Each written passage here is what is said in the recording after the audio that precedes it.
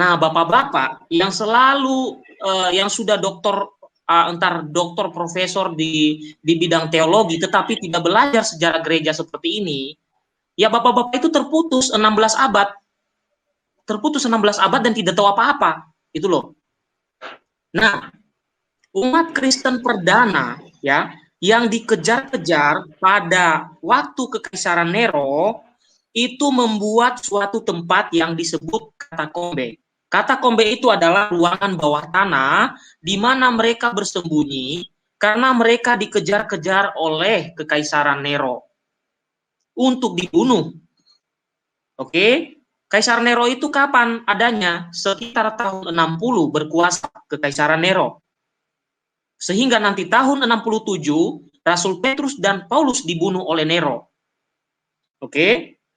Nah, mereka membuat katakombe di bawah tanah, Bapak JT dan Bapak Samuel Siahaan dan Bapak Valen.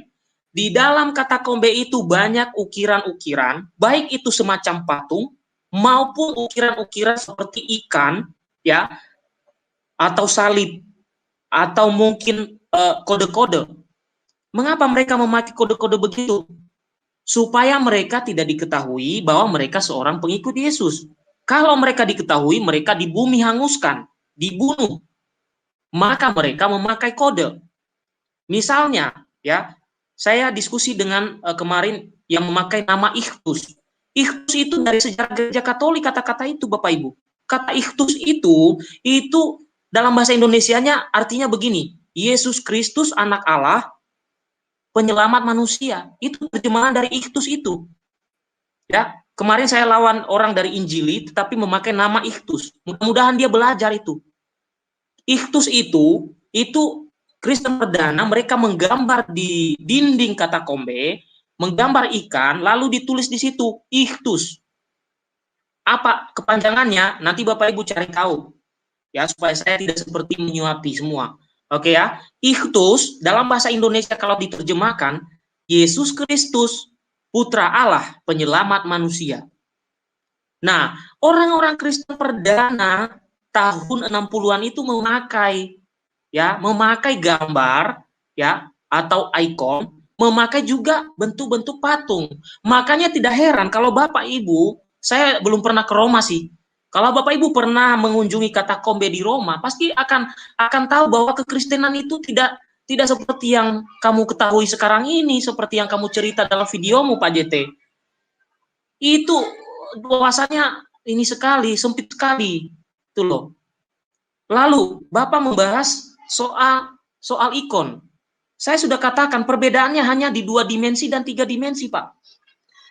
Pemahamannya sama. Ortodoks itu menghormati sosok yang ada dalam gambar itu. Sama orang Katolik tidak menyembah patung itu, menghormati sosoknya.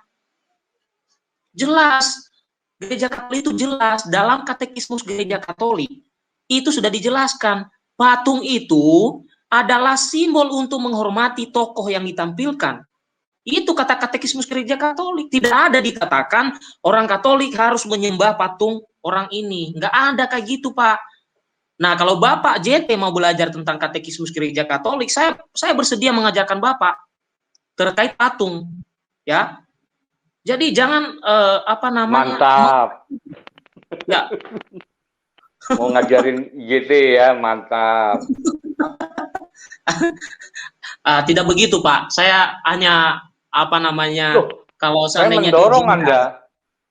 Saya mendorong Anda, ya. Mendorong Anda itu harus diberikan pelajaran itu tentang sejarah Katolik, ya. Oke. Silakan, Pak. Silakan, Pak. Ya. Jadi, Pak JT, dalam Katolik pun ikon itu dipakai. Ya. Dalam Katolik pun ikon dipakai, Pak, tidak ditolak, Pak. Yang dipakai oleh Ortodoks itu apakah boleh dipakai di Katolik? Boleh, Pak. Nah, saya kurang tahu kalau orang Ortodoks memakai patung boleh apa enggak. Tetapi Gereja Katolik Timur, ya, orang-orang Ortodoks yang tadinya terpisah lalu bergabung dengan Gereja Katolik, itu mereka juga menggunakan patung saat ini. Nah, terus apa masalahnya Bapak di situ? Ya, masalahnya Bapak tidak belajar sejarahnya. Pertanyaan sederhananya, mana yang lebih benar, Pak? jemaat perdana yang menggunakan itu atau saya mengikuti Bapak yang hidup abad ke-21? Ya, saya lebih baik mengikuti jemaat perdana, Pak, daripada Anda. Ya kan? Daripada Anda ya yang dibuat oleh yang disebutkan oleh Pak Eka tadi. Orang-orang itu yang buat itu. Hidupnya nggak bersentuhan sama sekali dengan kekristenan awal. Ya. Oke. Nah, soal patung, Pak, silakan ditonton video-video saya yang lain. Saya sudah membahas ada 2 video. Silakan disaksikan. Di situ juga saya kutip Katekismus Gereja Katolik yang menjelaskan tentang itu. Ajaran Katolik itu jelas. Mereka yang tidak jelas, asal nuduh, nyembah Maria lah, nyembah patung lah. Ya, kamu belajar dulu lah, jangan asal ngomong. Oke, ikonoklasme ini, ya, Bapak JT, ini di abad ke-6 ini terjadi, Pak. Ada orang-orang yang menolak pemakaian itu, padahal sebelumnya sudah ada yang memakai. Ya, sebelumnya sudah ada yang memakai, Pak. Tetapi di abad ke-6, salah seorang tokoh gereja yang sangat dihormati, bernama Santo Yohanes dari Damaskus, itu melawan habis-habisan tokoh-tokoh yang mengatakan ikonografi itu patung berhala, ikonografi itu berhala, atau patung-patung itu berhala. Santo Yohanes dari Damaskus itu menulis beberapa buku untuk menghajar mereka orang-orang itu. Dan Bapak JT harus tahu, Bapak itu baru hari sekarang, itu abad ke-6. Santo Yohanes dari Damaskus itu mempertahankan yang sudah diajarkan sebelumnya.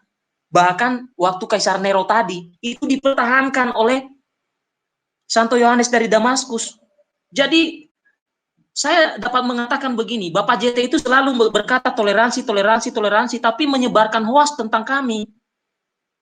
Ya, menyebarkan sejarah yang bohong tentang kami. Oke? Jadi kalau Bapak mau belajar tentang ikonografi, belajar dari Santo Yohanes dari Damaskus, ada sekitar 2 bukunya, Pak. Bahkan kalau Bapak mau belajar tentang keyakinan non-Kristen, Yohanes Damaskus juga menulis 2-3 buku tentang itu. Bapak kalau belajar yang sesungguhnya. Jangan hanya menuduh, berkata asal-asalan, memberi kesaksian di media sosial. Itu namanya menyebarkan hoax. Saya tidak menyerang Bapak secara pribadi, tapi ajaran yang Bapak sampaikan. Itu namanya berbohong, Pak. Apakah dalam ajaran Bapak diajarkan berbohong? Saya yakin tidak. Ya. Jadi ikonografi, saya tidak membaca seluruhnya, Bapak Ibu, penjelasannya di sini banyak, ya, di buku ini. Oke? Kalau Bapak Ibu mencari bukunya, judulnya itu Gagasan yang Menjadi Peristiwa, tulisan Profesor Edi Kristianto. Beliau seorang sejarawan gereja Indonesia. Ya. Jadi kalau Pak JT juga pengen, makanya saya sebut bukunya, Pak. Cari di toko buku Katolik. Anda nanti bisa belajar tentang ikonografi di situ. Jadi jangan putar-putar ajaran yang benar, Pak. Menyampaikan informasi-informasi yang salah. Nah, kemudian setelah saya bahas ikonografi, tadi juga menyampaikan informasi bahwa Tertullianus itu membuat Homoousios. Ini juga kebohongan sejarah, Pak. Yang membuat itu bukan Tertullianus. Saking bencinya dengan Bapak Gereja Tertullianus, Anda sebut inilah. Anda sebenarnya siapa sih? Kok benci sekali dengan Tertullianus? Bahkan sampai mengatakan Tertullianus itu menciptakan Tritunggal. Nah, dari omong kosong dari mana itu Bapak dapat? Dari sumber mana Bapak dapat itu? Ya, tadi homoousios itu perihal substansi dan kodrat itu bukan ciptaannya Tertullianus atau pemahaman Tertullianus, bukan. Tapi yang ada di gambar saya ini, Pak, yang mau diskusi dengan Anda ini, Pak. Jadi Athanasius yang membuat pemahaman itu, bukan Tertullianus. Jangan mutar-mutar sejarah. Jangan membohongi orang. Ya. Minum kopi dulu ya Bapak Ibu, supaya suara saya merdu. Jadi kalau menyebarkan sejarah yang bohong, bagaimana orang-orang mengikuti Pak JT ini? Kok percaya kebohongan-kebohongan itu? Saya kurang tahu. Kenapa mereka percaya sekali dengan apa yang disampaikan JT? Padahal semua isinya bohong. Ya kan? Oke, kemarin saya sudah menyampaikan ke teman saya yang kebetulan satu grup dengan Pak JT, saya mau diskusi dengan Pak JT. Ya, saya mau diskusi dengan Pak JT, dan nanti kalau mendengar video ini sudah terupload, benar-benar saya mau diskusi, Pak. Kita bahas soal Triglav, Pak. Yang Bapak tuduh dibuat oleh Tertullianus. Saya akan menunjukkan kepada Bapak data-data yang lebih awal, Pak. Bahkan ya, juga nanti kolaborasinya adalah Alkitab dan tradisi suci para rasul. Saya pengen tahu, apakah Bapak mempunyai data lebih awal yang mengatakan Tertullianus itu yang membuat? Ya, tadi juga salah. Katanya yang bermasalah itu Arius dan Athanasius. Ya, zaman hidupnya aja beda kok. Kok yang dibahas antara orang yang berbeda? Entah Arius sudah mati saat itu, ya kan? Yang bermasalah itu ya Uskup Alexander dengan Arius.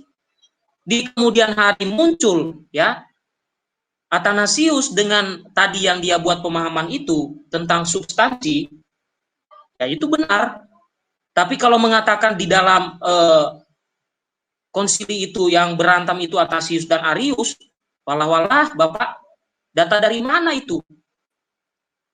Kan konsili pertama tadi 321, konsili Alexandria, bukan 325 yang pertama. Yang pertama itu 321. Tapi itu bukan ekumenis, tapi hanya ada di Alexandria. Oke, demikian dulu supaya tidak habis stamina saya.